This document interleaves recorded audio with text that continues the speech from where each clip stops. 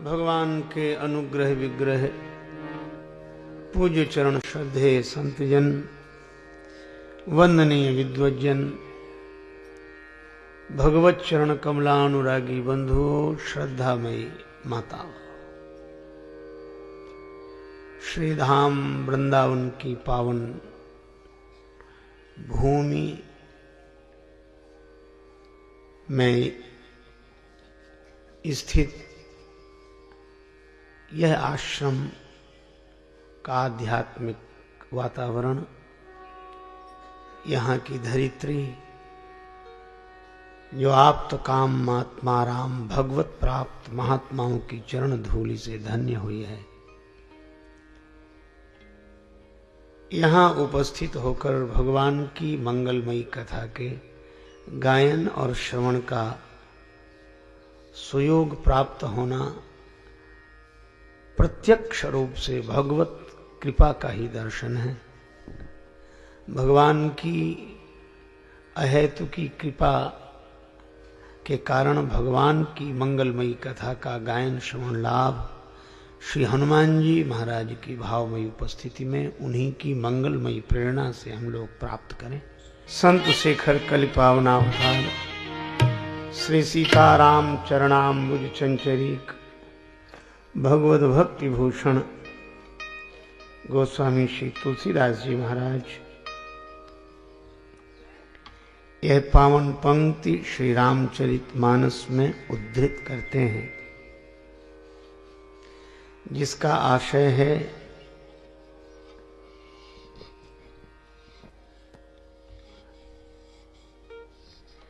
भगवान की सगुण लीला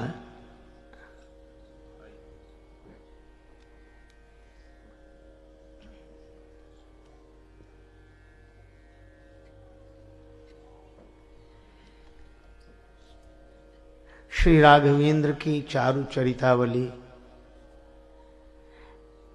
यही श्री रामचरितमानस सरोवर की जल की स्वच्छता है। सरोवर में स्नान करने से व्यक्ति को तन की पवित्रता प्राप्त होती है और श्री राघवेंद्र के स्वयंवारी में मन शरीर से अवगाहन करने से साधक को जीवन की पवित्रता प्राप्त होती है। सोई स्वच्छता करई मल हानि,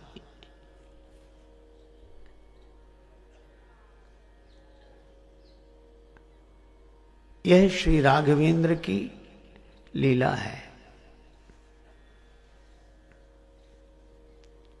जिस प्रसंग की पावन चर्चा कल से प्रभु कृपा से आरंभ हुई है।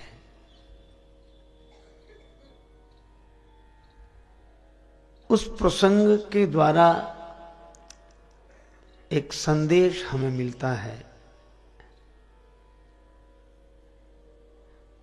परिस्थिति परिवर्तित हुई पर श्री राम जी की मन स्थिति नहीं बदली। वे परिस्थिति के अनुसार मन स्थिति को बनाने की कला में कुशल हैं, क्योंकि मन के अनुसार परिस्थिति परिवर्तित नहीं होती, परिस्थिति के अनुसार मन को परिवर्तित करना होता है और मन को वही व्यक्ति परिवर्तित कर सकता है जिसका मन पर अधिकार हो। रावण ने तो बड़ा सहज वरदान मांगा, ऐसा लगता है। रावण मरण मनुज कर जांचा, हम मनुष्य के हाथ से मरे। और इसमें संकेत यही है कि रावण को आप व्यक्ति के रूप में न देखें, दानवता की वृत्ति के रूप में यदि देखें तो रावण ने वरदान ठीक ही मांगा है। दानवता जब मिटेगी तो मानवता के द्वारा ही मिटेगी, इसके अतिरिक्त कोई उपाय नहीं है।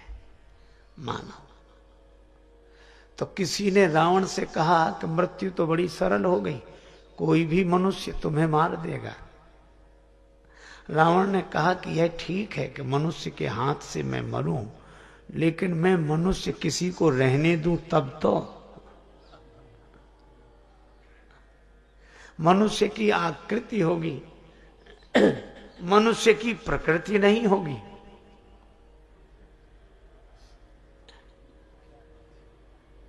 और यही कारण है कि रावण ने सबको बदल दिया।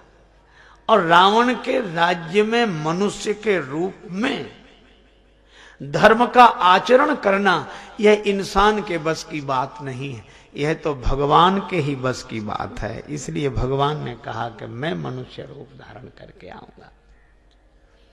अच्छा, रावण ने एक बात और कही, वानर मनुज जाति दुई वाने। वानर,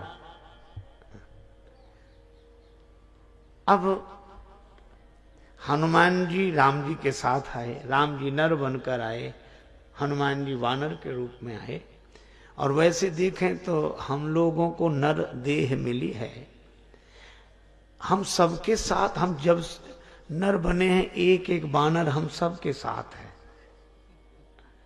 और इसको कबीरदास जी बहुत सांकेतिक ढंग से कहते हैं, क्योंकि अटपट ज्ञान कबीर का झटपट लखा न जाए, जो या को झटपट लखे तो सब खटपट मिट जाए।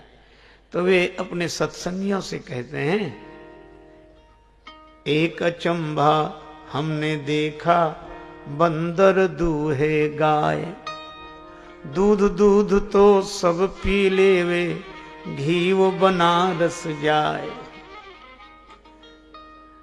और यह कहकर बोले सत्संग हो गया। लोगों ने कहा कि महाराज कुछ समझ में नहीं आया, पर बात तो बड़ी समझदारी की कही। एक अचंभा हमने देखा बंदर दूहे गाय, बंदर गौदूहन कर रहा है। और ये बंदर कौन है? मन ही बंदर है, और गौ नाम इंद्रियों का है। ये बंदर गाय दुह रहा है, इसका अर्थ है यह मन ही इन इंद्रियों की शक्ति का दोहन कर रहा है। आंख में देखने की शक्ति है, मन कहता हमारे लिए देखो, श्रवण से कहता हमारे लिए सुनो, रसना से कहता हमारे लिए स्वाद लो, दूध दूध तो सब पी लेवे, और घी वो बनारस जाए। दूध क्या? इन इंद्रियों की जो यौवन शक्ति है उसको तो यह सब पी लेता है। अब घी, बिना दूध का घी, बिना शक्ति का जीवन, बिना शक्ति का जीवन बुढ़ापा, वृद्धावस्था, तब का घी वो बनारस जाए। लोग सोचते हैं अब काशी चलेंगे, वहां मरने से मुक्ति मिलेगी। कबीरदास जी कहते हैं यह अचंभा रोज ही देख रहे हैं। तो ये बंदर, ये वानर तो सबको मिला है, पर श्री हनुमान जी वानर रूप में हैं, पर वे राम जी के सेवक हैं, राम जी उनके स्वामी हैं। और रावण ने सांकेतिक ढंग से बात तो बड़ी अद्भुत कही है कि जो वानर का स्वामी है वह नर मुझे मार सकेगा। और इसका अर्थ है कि दानवता और ये विकार आदि दोष उस मानव के द्वारा मिटेंगे जो मानव मन का स्वामी होगा। यही राम कथा का संदेश है। तो यह कथा पुरातन तो है, पर हमारे समस्त सदग्रंथों की यही महिमा है कि वे पुरातन होते हुए भी सनातन हैं। पुरातन इस अर्थ में है कि ऐतिहासिक रूप में यह महत्वपूर्ण घटनाएं हुई हैं, यह कोई मिथक नहीं है, कल्पना नहीं है, लेकिन यह भी सत्य है कि यह हुए हैं इसलिए पुरातन हैं, और आज भी हो रहे हैं इसलिए सनातन है। और यही कारण है कि श्री राम जी को एक दिन पूर्व सूचना मिली, राम ही देव काल्हे जुबराजू, जुबराजू।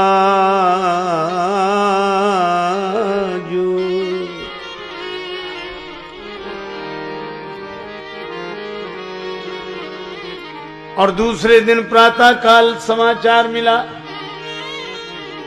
14 वर्ष राम बनवासी।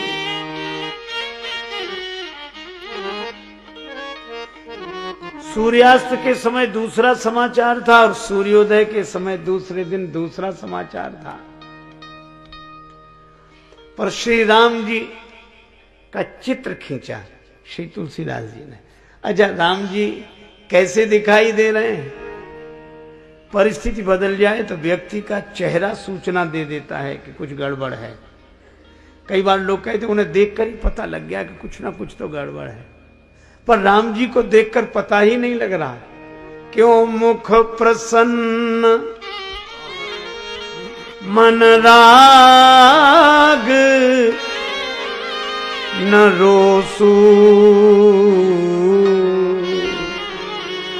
मुख प्रसन्न है तो रोष का भाव मन में, मुख पर क्यों नहीं है? क्योंकि मन में राग नहीं है, तो रोष क्यों हो?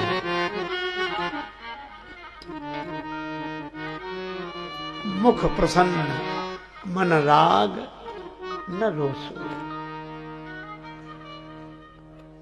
और मुझे तो लगता है कि कैकेयी माता ने तो कहा तापस वेश विशेष उदासी, पर राम जी तो पहले ही उदासीन है। उदासीन का अर्थ उदास नहीं होता है। उदासीन का अर्थ ही है जिसे न कोई अपेक्षा है, न कोई उपेक्षा है, न लगाव है, न अलगाव है, न राग है, न द्वेष है। ऐसी सहज दशा का नाम ही उदासीन दशा है। इसी को उत्तमा सहजावस्था, इसी को कबीरदास जी कहते हैं, साधो सहज समाधि भली, गुरु प्रसाद जा दिन ते उपजी, दिन दिन अधिक चले। यहां बिल्कुल सहज, मुख प्रसन्न।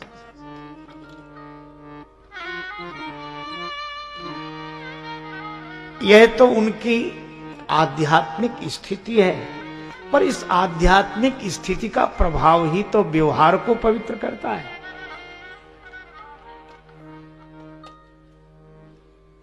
सुमंत जी से कहा गया, अयोध्या नरेश अब तक जागे नहीं है, मंत्रीवर जाकर देखो। सुमंत जी आए, महाराज दशरथ को मूर्छित अवस्था में देखा। मूर्छा जब जब टूटती है तब तब मुख से राम राम राम स्मरण करते हैं। सुमंत जी अवाक रह गई है स्थिति देखकर। महारानी कैकेयी जी से पूछते हैं, महाराज की इस अस्वस्थता का कारण? कैकेयी जी उत्तर देने के क्षण में भी आदेश देती हैं, आनहु राम ही बेगी बुलाई, समाचार तब पूछे हो आई। श्री राम को बुला कर लाओ तब समाचार पूछना। सुमंत जी समझ गए, लखी कुचाल कीन कछु रानी। श्री राम स्नान के लिए जा रहे हैं। चरणों में जूतियां नहीं हैं, सिर पर मुकुट नहीं है, वस्त्र के नाम पर एक धोती धारण किए हैं। आधी धोती कंधे पर है, आधी धोती कटी वस्त्र बनी हुई है। उसी समय सुमंत जी आए। श्री राम जी जैसे तो राम जी ही हैं, निरुपम न उपमा आन राम समान, राम निगम कहें। सुमंत जी को आते देखा तो सुमंत जी का अभिवादन अभिनंदन वे ऐसे ही करते हैं जैसे महाराज श्री दशरथ का। राम सुमंत ही आवत देखा,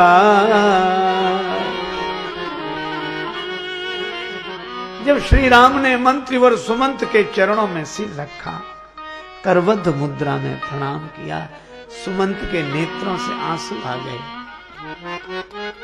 राघवेंद्र,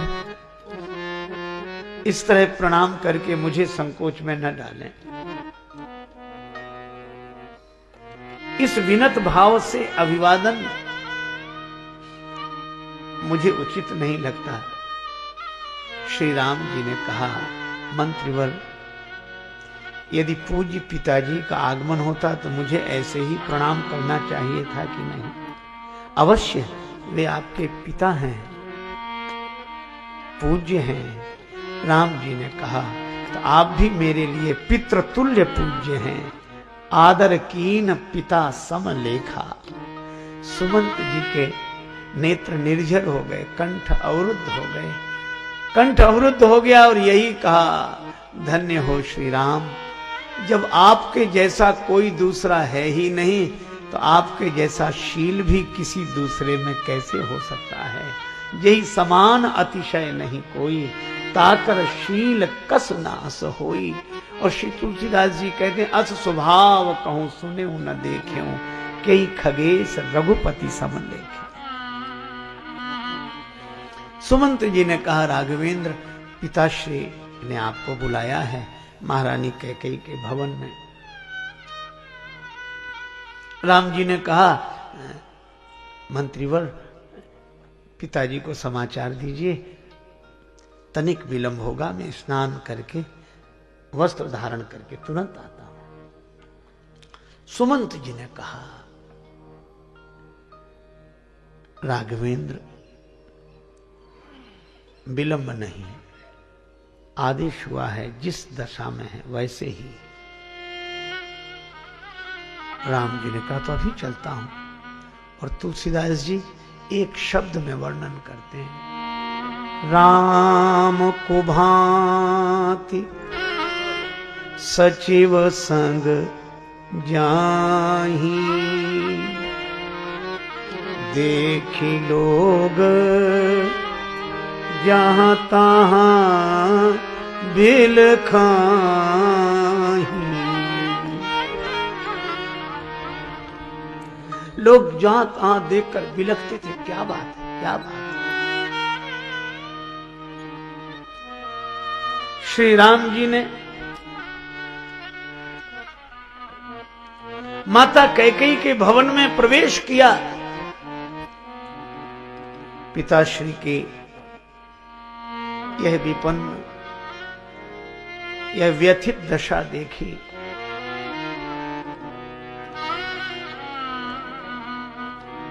प्रवेश किया था श्री राम ने, और पिताजी मूर्छा से जब जब जागते तब तब राम राम राम।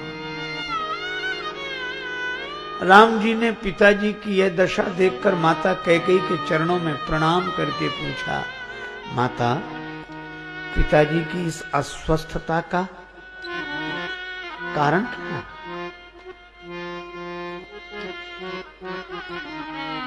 यह राम जी का शील और माता कैकेयी का व्यवहार। अत्यंत रूखे स्वर में बोली, महाराज की इस दयनीय दशा का कारण तुम हो, तुम्हारे कारण इनकी यह दशा हुई है। वह तो राम जी तुरंत कहते हैं, हाँ मां, अवश्य मेरे ही कारण यह दशा हुई होगी, लेकिन स्पष्ट करें, मैं समझ नहीं पा रहा हूं।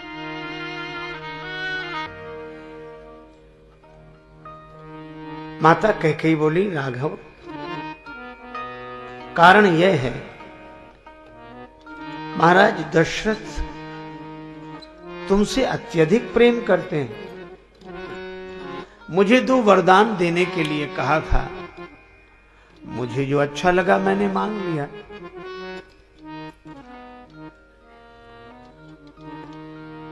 पुत्र भरत के लिए राज्य पद, तुम्हारे लिए 14 वर्ष का वनवास, और तुम्हारे वियोग की कल्पना से ही अयोध्या नरेश व्यथित हैं।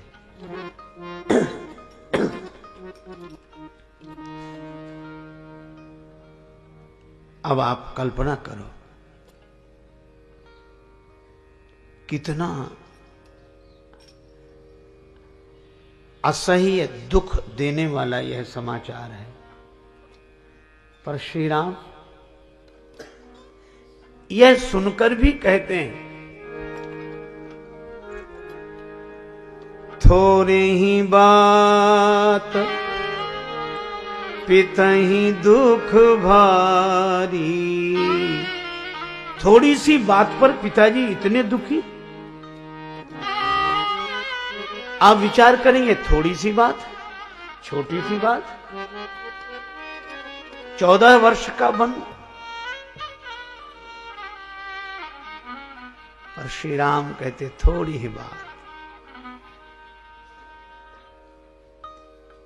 कई बार लोग कहते अब बात को बढ़ाओ मत,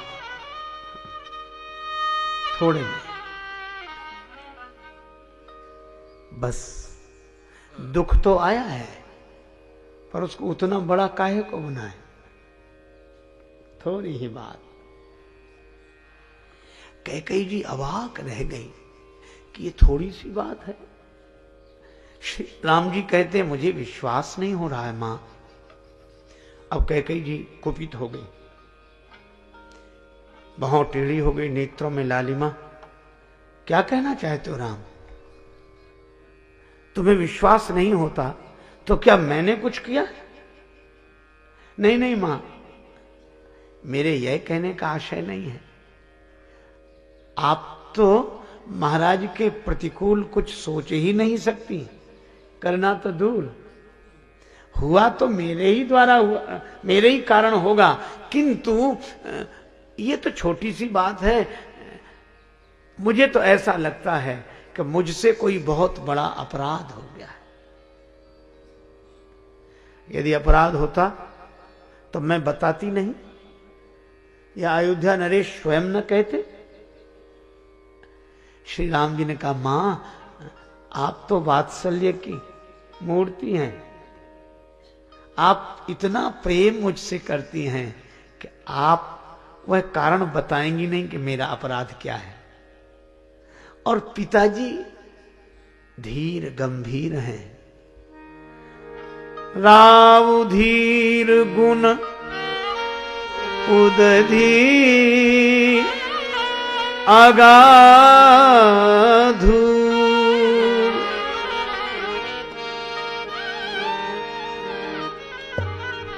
भामोहिते कछु बड़ अपराध। यह है श्री राम जी का व्यवहारिक आदर्श, व्यवहारिक पवित्रता। ऐसी प्रतिकूल परिस्थिति में भी श्री राम जी की मुखाकृति और श्री राम जी की मन स्थिति।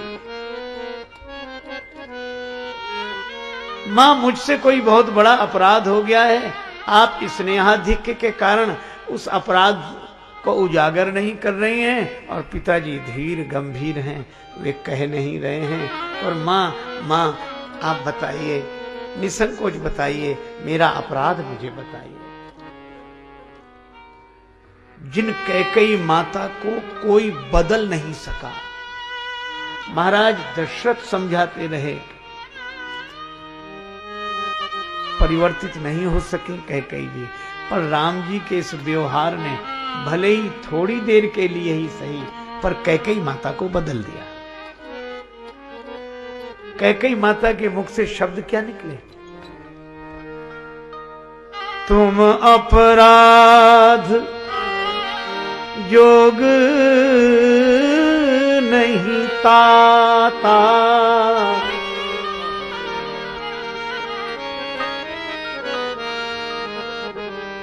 तुम अपराध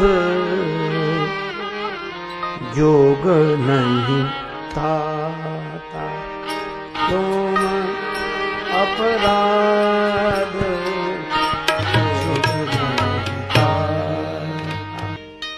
कैकेयी माता कहती है राम तुमसे अपराध हो नहीं सकता।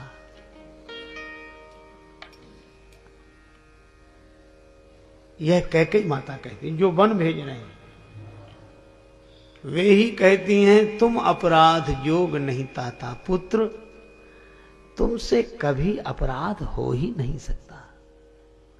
श्री राम जी ने कहा मां सत्य कह रही?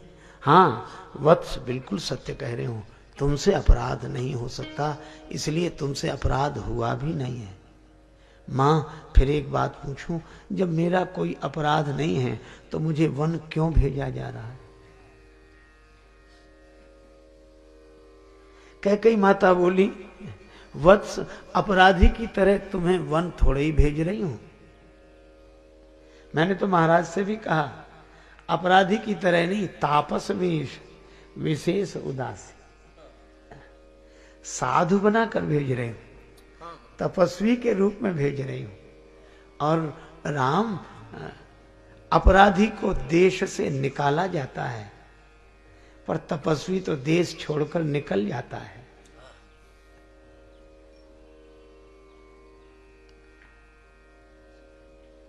पर एक बात है मां, अपराधी देश छोड़कर निकलता है और तपस्वी देश छोड़कर निकल जाता है, तो उसके निकलने से और उसके व्यवहारिक जीवन से अनेकों को सुख मिलता है। तो समाज को भगवत भाव से देखकर सेवा की साधना करने के लिए ही तो साधु घर छोड़कर निकलता है। तो इतनों को सुख मिलता है, तो मेरे वन जाने से किन्हें किन्हें सुख मिलेगा? मां कैकेयी माता बोली जननी जनक बंधु सुखदाता, तुम्हारी माता कैकेयी का हठ रह जाएगा।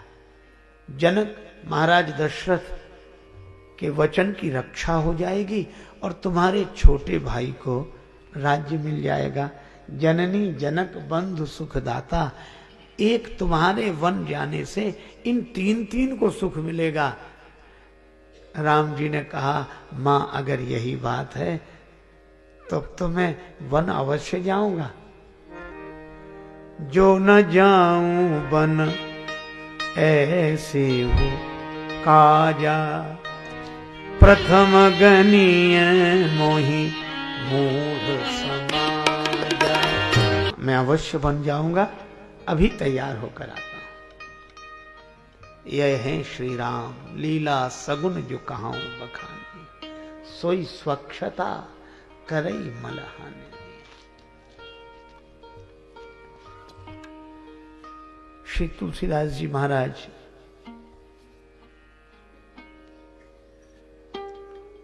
उस दृश्य को उपस्थित करते हैं जब श्री राघवेंद्र जन्मदायिनी माता कौशल्या के समक्ष उपस्थित हुए।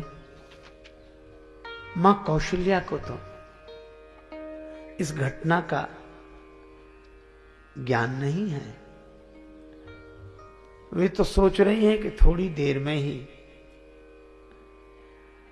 अभिषेक का मांगलिक कार्य आरंभ होगा। गुरुदेव के मार्गदर्शन में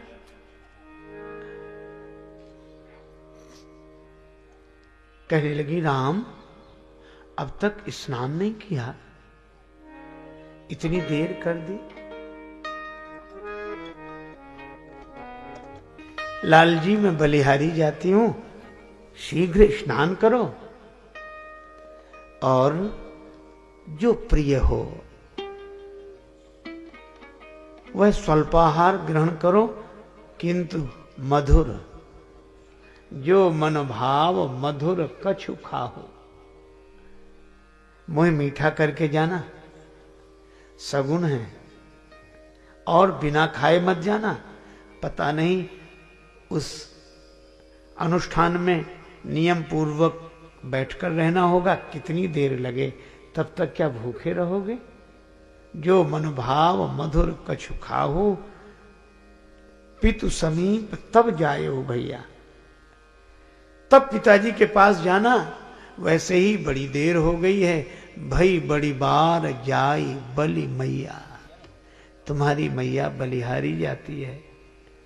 माता हर्षाति रेख से भरी है, हृदय भरा है हर्षाति रेख से, सजल विलोचन आनंद का भाव। आहा, अब ऐसी ममता की बूंदती माता को श्री राम जी समझाएं तो कैसे समझाएं कि परिस्थिति बदल गई। पर श्री राम जी के उद्बोधन का ढंग भी बड़ा अद्भुत है। श्री राम जी कहते हैं, मां एक बात पूछो, युवराज पद बड़ा होता है कि राजा का पद? कौशल्या जी बोली, निस्संदेह राजा का पद।